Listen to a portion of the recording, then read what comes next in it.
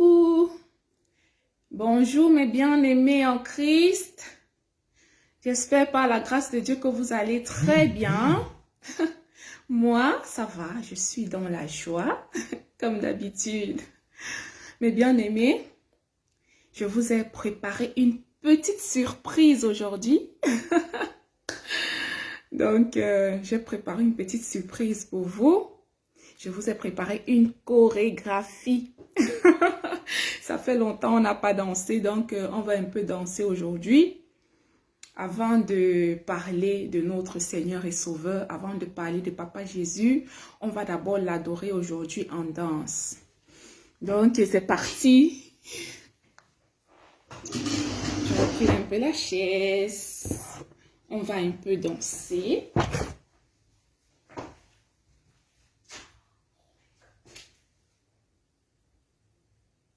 Attendez.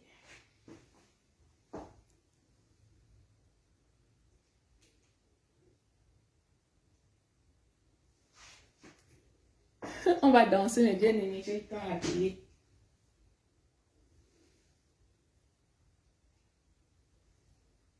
Voilà. Je mets une musique que j'ai sélectionnée pour vous. Une musique spéciale. Ah.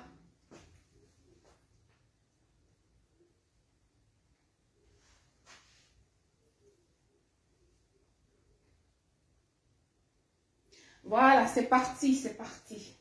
On danse. On danse. Aujourd'hui, on va danser. On danse un peu aujourd'hui. Prendre soin des peaux les plus sensibles tout en éliminant les taches les plus tenaces. Voilà la force de la lessive Le Chat Sensible.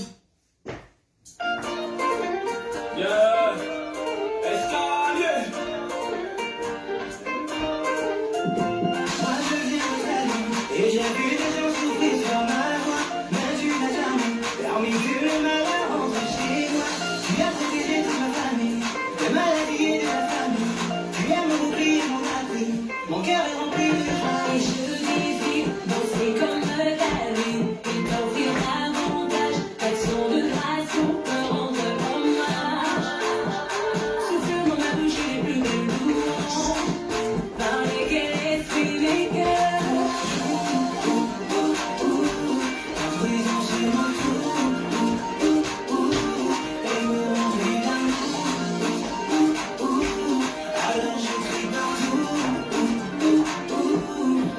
Nathan Dieu. Nathan Dieu. Et là, on danse. Nathan Dieu.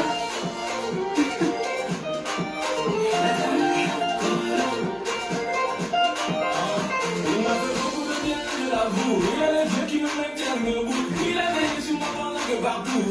Des milliers de gens manquent de tout. Et ça y a refait. Et ça y a refait. Et là.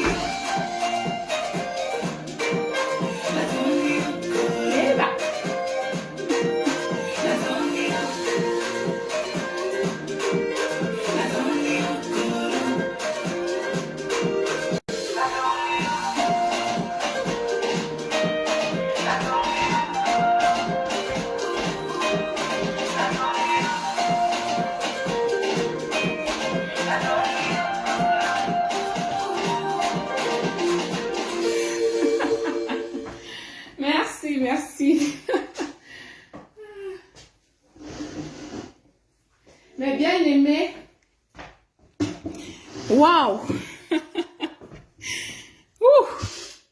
Waouh, c'est pas facile. Mais mes bien-aimés, je ne savais pas qu'on peut aussi transpirer dans la présence de Dieu en dansant. Je ne savais pas. Ah là là là là. Donc voilà, c'était la petite surprise que j'avais pour vous, une petite danse. Mes bien-aimés, maintenant j'ai quelque chose à vous transmettre, quelque chose que le Seigneur m'a mis à cœur de vous transmettre.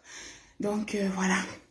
Quand je préparais cette chorégraphie, je me suis dit, quand j'étais dans le monde, j'étais championne pour danser, je préparais des chorégraphies en 1 heure de temps et tout. Et ben maintenant, même que je suis en Jésus-Christ, est-ce que je peux le faire?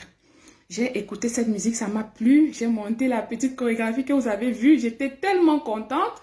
J'ai dit, j'étais trop contente de cela. Et puis, je me suis mise en prière pour remercier le Seigneur de m'avoir permis de danser, de transpirer en sa présence. Mais bien aimé, quand j'étais en pleine prière, j'ai eu une pensée. Une pensée m'est venue en idée. J'ai commencé à penser aux copains de ma petite sœur Ulrich.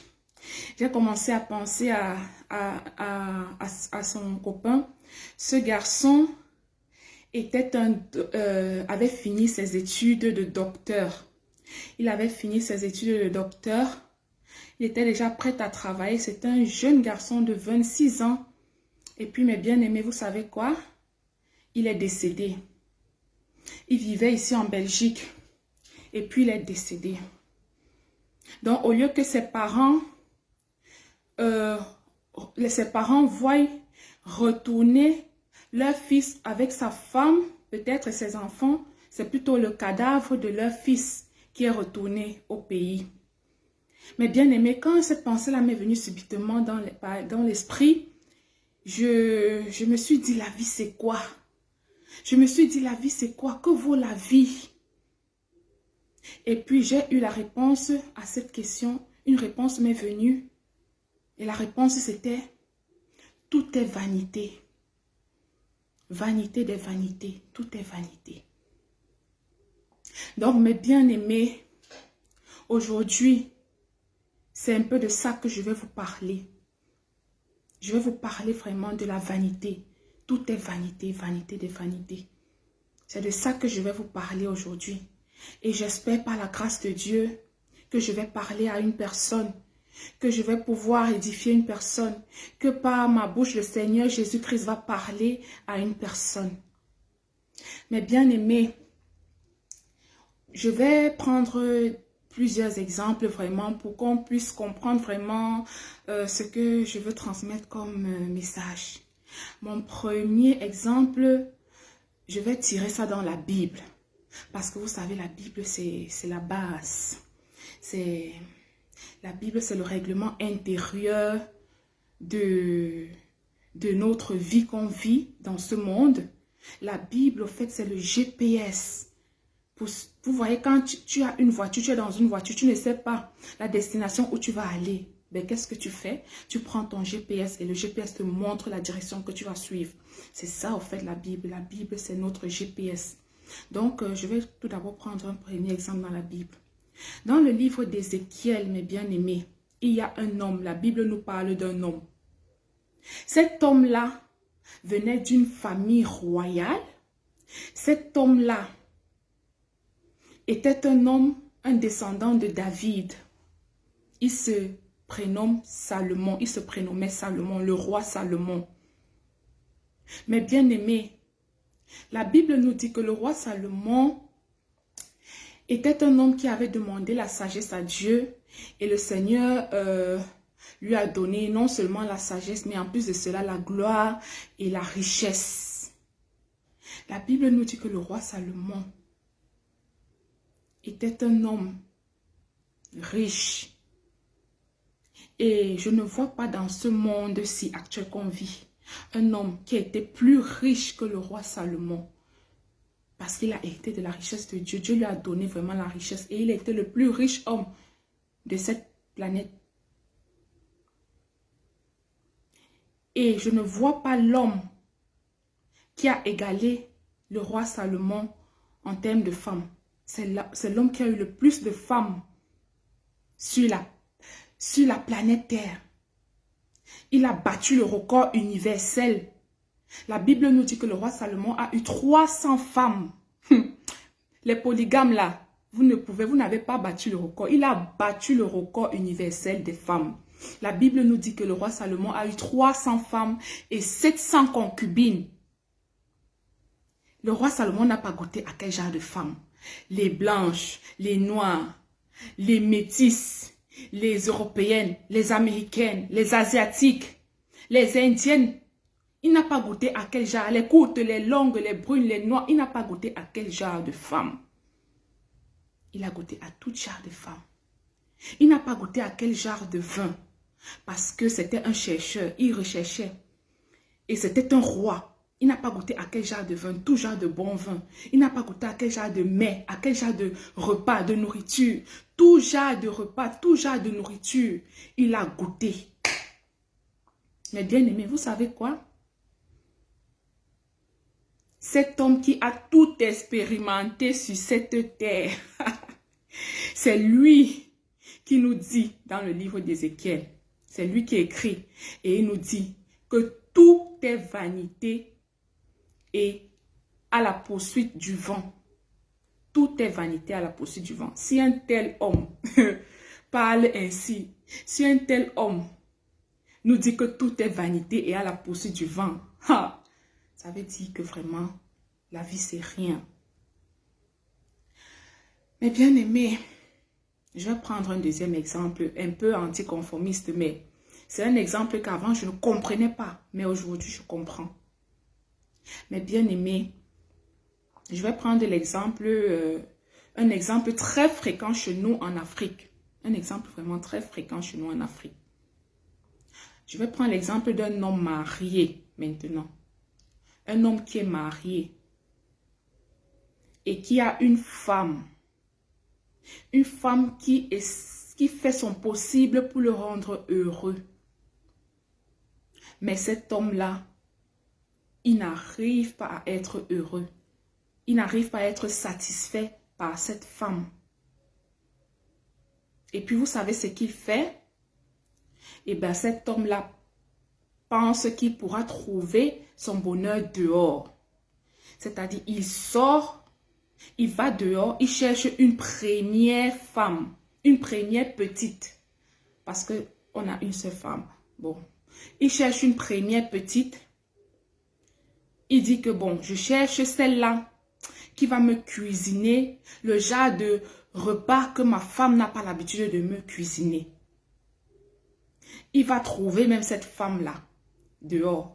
Cette femme-là va lui cuisiner vraiment de mets super.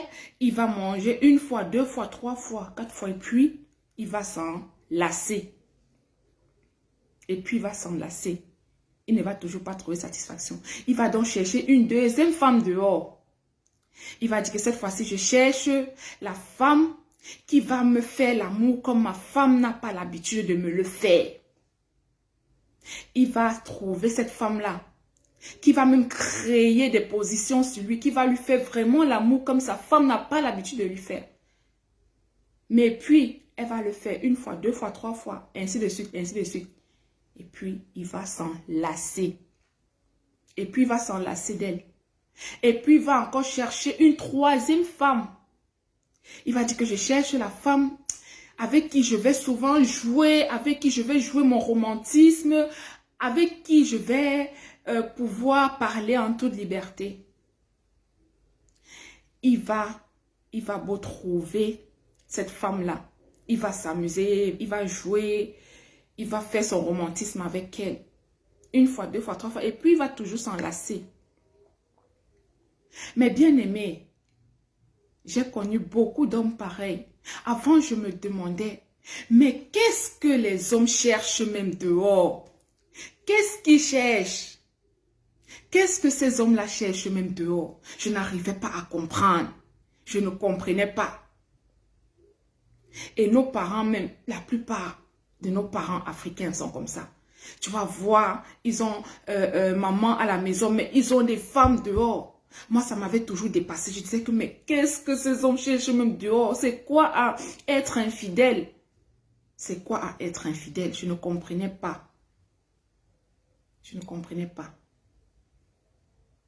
Je vais vous répondre, mes bien-aimés. Je vais vous dire, parce que j'ai fini par comprendre. Si bien même qu'il y a un adage africain qui est sorti, je ne sais pas si vous connaissez, cet adage-là dit, même le poisson qui est dans l'eau a toujours soif. Mais bien aimé, je ne sais pas si vous connaissez cet adage. Décrivez-moi cela en commentaire, dites-moi en commentaire si vous connaissez cet adage-là, même le poisson qui est dans l'eau a toujours soif.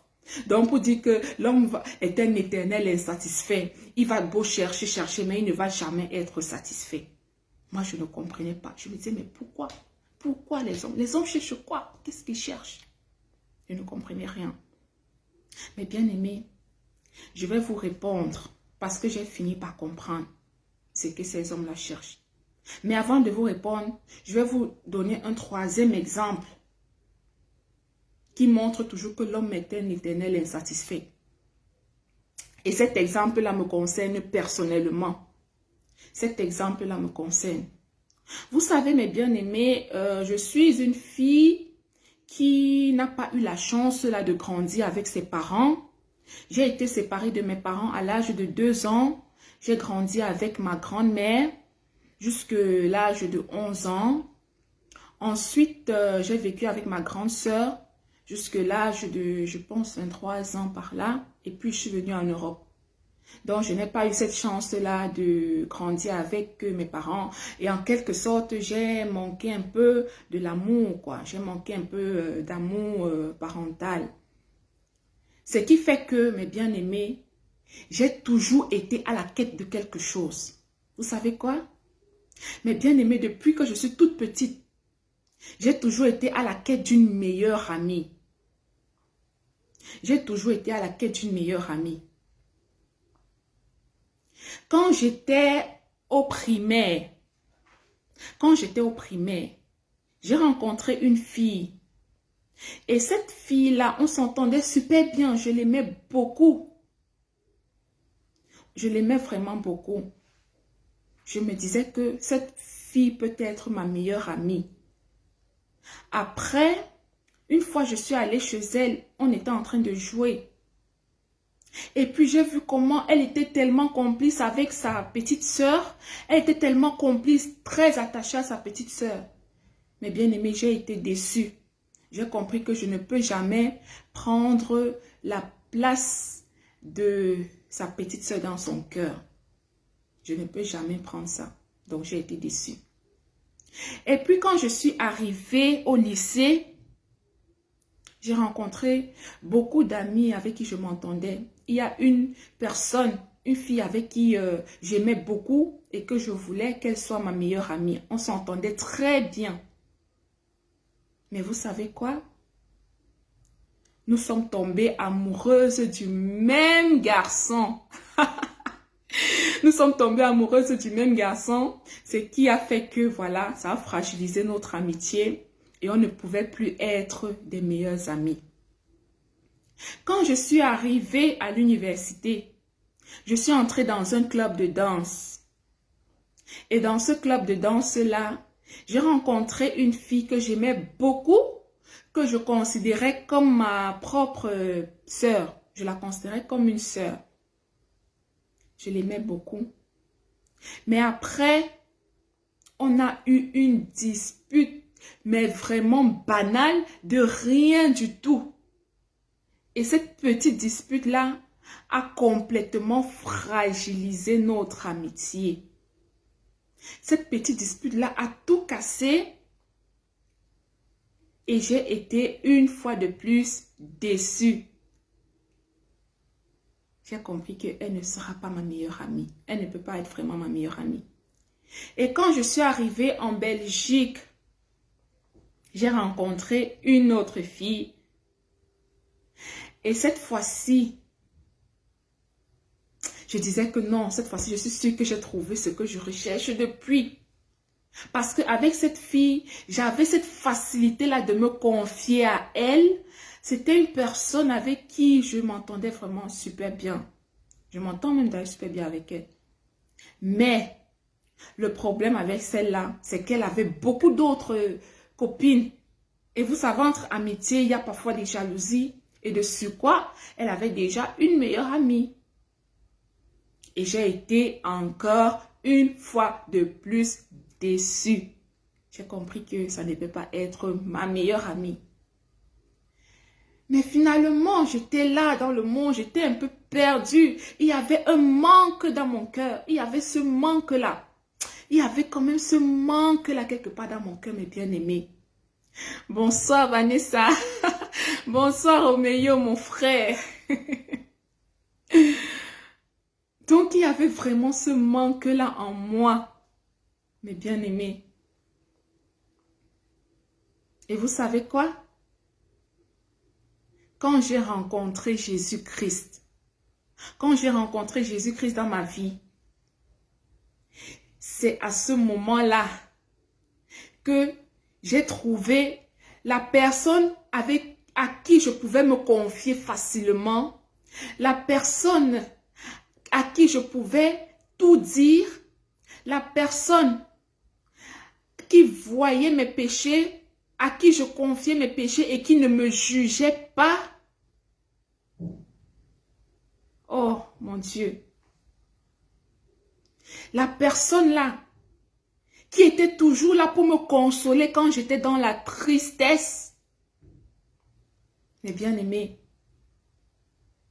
j'ai compris quand je suis arrivée en Jésus-Christ que la personne que je cherchais depuis longtemps, le meilleur ami que je cherchais depuis longtemps, la personne qui m'a donné cet amour inconditionnel que j'ai toujours cherché chez une amie, cette personne-là, c'était Jésus-Christ, le sauveur des sauveurs, le Seigneur des seigneurs. C'est Jésus-Christ qui m'a donné cet amour-là que j'ai longtemps cherché chez des hommes et que je n'ai jamais trouvé. Jésus-Christ m'a donné ça. Jésus-Christ est le meilleur ami que j'ai longtemps cherché, mes bien-aimés. Ah oui. Et c'est à partir de là que j'ai compris beaucoup de choses. Et c'est à partir de là que j'ai compris que même les hommes là, ces hommes mariés qui passent le temps à changer de femme, à chercher, je ne sais pas ce qu'ils cherchent derrière les femmes. J'ai compris maintenant que ces hommes-là manquaient quelque chose dans leur cœur, manquaient Jésus-Christ. Ils manquaient Jésus-Christ dans leur cœur. J'ai compris cela. J'ai compris cela. Bonsoir Estelle. J'ai compris que ces hommes-là recherchaient l'amour de Dieu. Parce qu'on dit l'amour de Dieu est si merveilleux. Ces hommes-là recherchaient l'amour de Dieu. Parce que quand tu as l'amour de Dieu en toi, ça te comble. C'est un amour tellement immense, ça te remplit totalement des cheveux jusqu'aux ongles de l'orteil. Ça te remplit totalement, ça te comble, mes bien-aimés. L'amour de Dieu, ça comble, ça remplit. J'ai eu la réponse à ma question. Alors, mes frères et sœurs, vous les hommes qui passez le temps à tromper vos femmes, et c'est valable aussi pour les femmes, parce que de nos jours, on rencontre aussi beaucoup de femmes infidèles. Oui, même les femmes aussi. J'ai pris l'exemple seulement des hommes, mais on rencontre aussi même des femmes. Tu vas voir une fille avec 5 petites amies, une fille avec 10 petites amies. Ma soeur, tu cherches quoi? Ce que tu cherches, tu ne vas pas le trouver dans les hommes. Mon frère, ce que tu cherches, tu ne vas pas le trouver derrière les hommes. Il n'y a qu'une seule personne. Il n'y a qu'un seul être suprême qui peut te donner ce que tu cherches. Et cette personne-là, c'est Jésus-Christ de Nazareth, le sauveur des seigneurs. C'est lui, c'est Jésus-Christ qui va remplir notre cœur, qui va remplir le vide parce qu'on a beaucoup de vides. On a tellement de vides, mes bien-aimés. Tu vas voir un homme, il est Il est directeur d'une grande société. Il a de belles maisons. Il a de grosses voitures. Toi, avec ton œil physique, tu vas le voir. Et puis tu vas dire, oh, je suis sûr que cet homme est heureux. Tu vas aller vers lui. Tu vas lui demander, monsieur, est-ce que tu es heureux? Il va te dire, je ne suis pas heureux. Tu vas dire, mais pourquoi tu n'es pas heureux? Pourquoi tu n'es pas heureux? Parce qu'il lui manque Jésus-Christ dans sa vie. Tu vas voir une autre femme. Tu vas voir une autre femme. Elle a un bon boulot. Elle a des enfants. Elle est mariée, mais elle n'est pas équilibrée parce qu'elle n'a pas Jésus-Christ dans sa vie.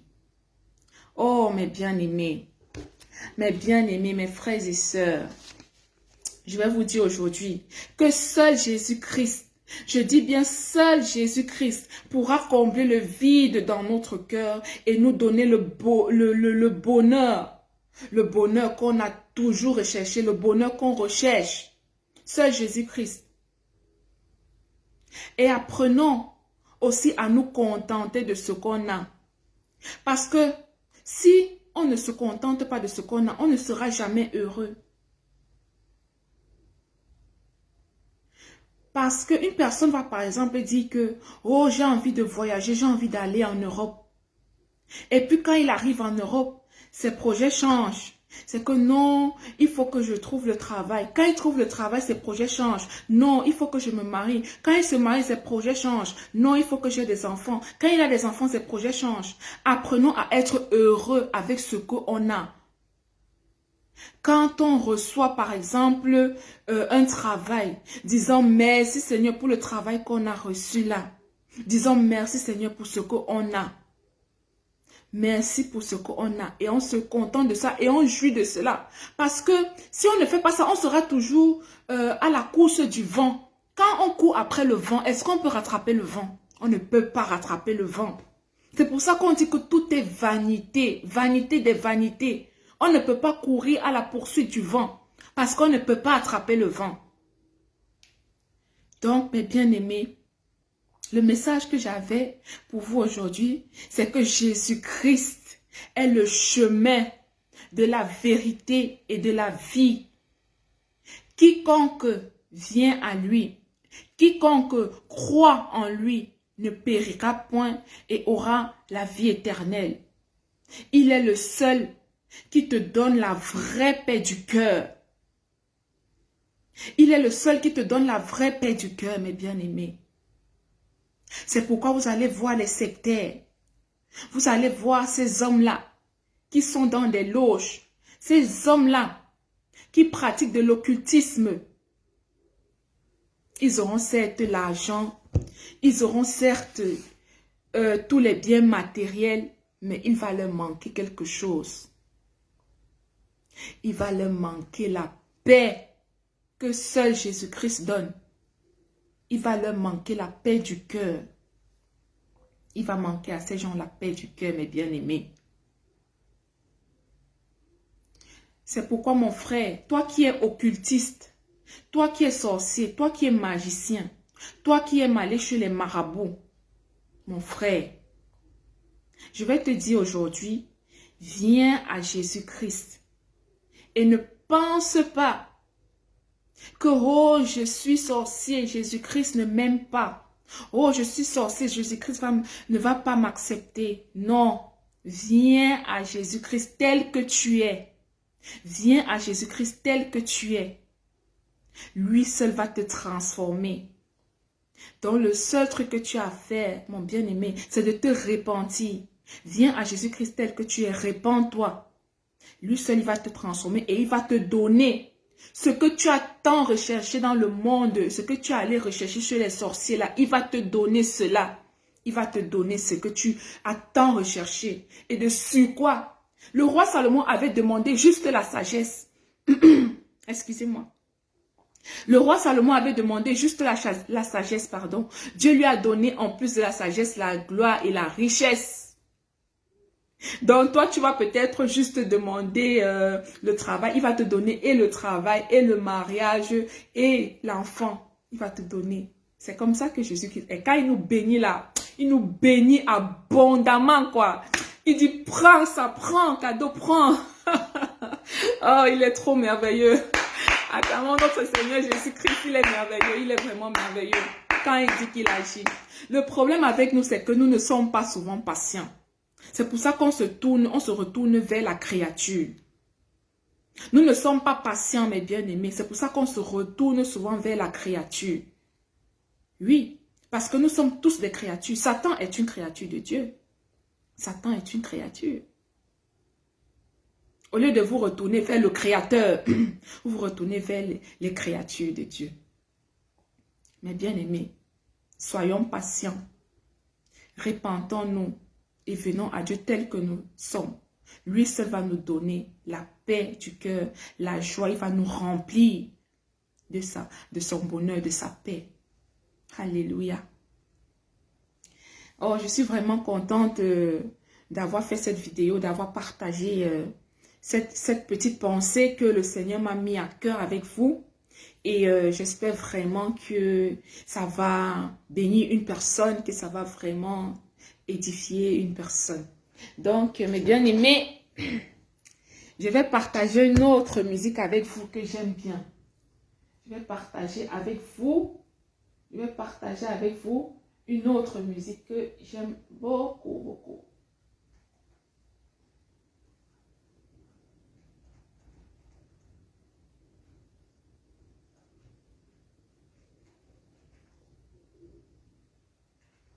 Quand j'étais dans le monde, je n'aimais pas du tout le rap, hein, mais j'ai découvert un artiste, il s'appelle KS Bloom. KS Bloom. Ce petit-là, il a 25 ans, il chante super bien. Oh, j'aime ses musiques. C'est un peu dans du rap. Donc maintenant, je suis devenue une rappeuse chrétienne. Allez, on écoute un peu ça, mes bien-aimés. Écoutons un peu cette musique. Moi, ça me plaît beaucoup. J'aime bien et c'est parlant. Ce qui me plaît, c'est le message que ce petit transmet dans ses clips. Depuis que je suis née, je m'entraîne pour devenir gardienne de la... Voilà.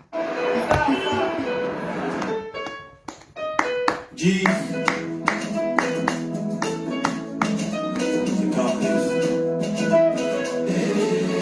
Allumez, allumez la lumière.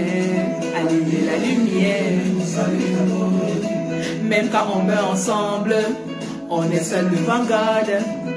Kiffement est bon, mais mon salut d'abord.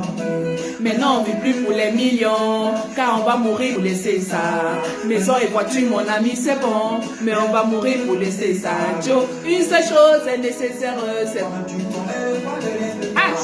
c'est Jésus qui peut te sauver quand tu vas t'en aller. Oh, vérité, faut pas écouter ceux qui te disent que sa vie ennuie. C'est Jésus qui est bon, alors toi tu vois de quoi? Depuis tu es dans tes choses, ça t'a donné quoi? Il est milliardaire, il peut se suicider parce qu'il n'a pas la paix du cœur que mon sauveur et mon Seigneur me donnent là. Quelqu'un l'a les week-ends, pourquoi t'es tout le temps dans du test? L'amour frappe, tu vas faire quoi? En fait, c'est ça le vrai problème. Même quand on meurt ensemble, on est seul devant God. Kiffement est bon, mais mon salut d'abord. Mais mon salut d'abord. Mais mon salut d'abord. Yeah, mais mon salut d'abord, je pense à Yeshua Mashiach. Et bah, l'argent te donne de la galère et peut te combler de plusieurs choses. Le succès te donne de la valeur devant tes amis et tous les autres. Mais quand tu demeures dans la foi, malgré tout le Dieu que t'as pas, quand Jésus-Christ devient ton papa, le ciel est ta famille, oh oui. Et bah,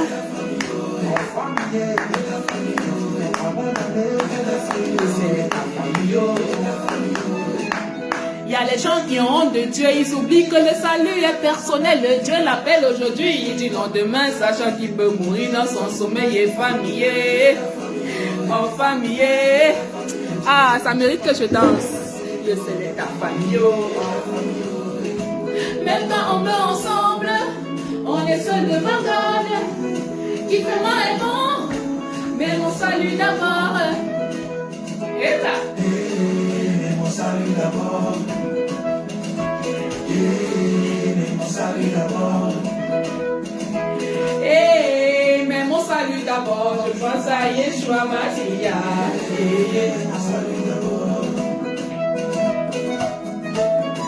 Que sortit un homme de perdre son âme, si perdre son âme, son âme, son âme, son âme, son âme, et à